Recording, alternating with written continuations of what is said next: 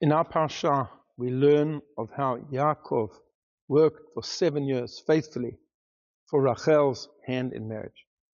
And when the time came, his father-in-law, Lavan, tricked him and substituted Leah for Rachel. And when he woke up in the morning, he realized that it was Leah. And he said to Lavan, "Why have you tricked me? Why have you done this? Why didn't you give me Rachel?" And Lavan gave all types of excuses, but he says, "Fine.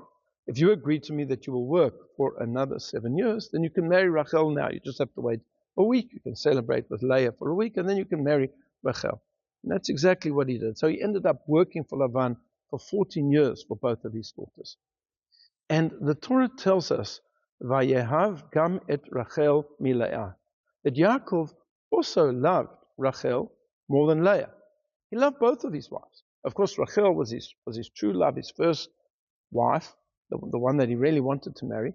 But he also loved Leah. He just loved Rachel more. And then pretty much in the next sentence, the Torah says, Vayar Hashem kisnu'ah Leah, vayivtach rachma. Hashem saw that Leah was hated, and he opened her womb. Now hold on just a moment. It didn't say that Yaakov hated Leah. It says that he loved Rachel more than Leah. He also loved Leah. So why does the Torah tell us that Hashem saw that Leah was hated? Well, we have to see it from 2 points of view. From the point of view of Yaakov loved both of his wives. He did favor one over the other. It's true, but he loved them both. They both had wonderful characteristics, wonderful virtues. But from the point of view of Leah, she didn't see it that way.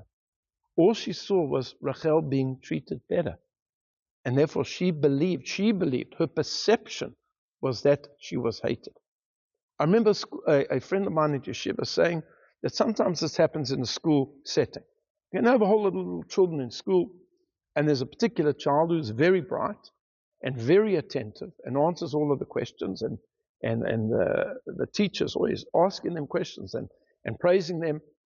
And the teacher's also good to the other children. Well, when the other children come home, they don't say, "You know what, the teacher loves Yossi, but he loves me, just loves Yossi more than me." That's not what the children say. That's not how they perceive it. They say, "The teacher loves Yossi and he hates me. He hates me, he doesn't like me whatsoever." So there is the one who is loving and the one who is receiving the love.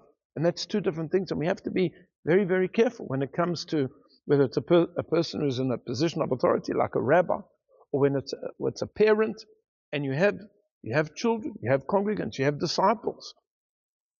You have to love them all. Now, perhaps in your heart you love one more than the other, but you have to be very, very careful how you show that. Because from the point of view of the other person, the perception could be that, that I'm not loved, I'm hated. And sometimes life is not just about the reality, but it's also about the perception. And this is what the Torah is teaching us.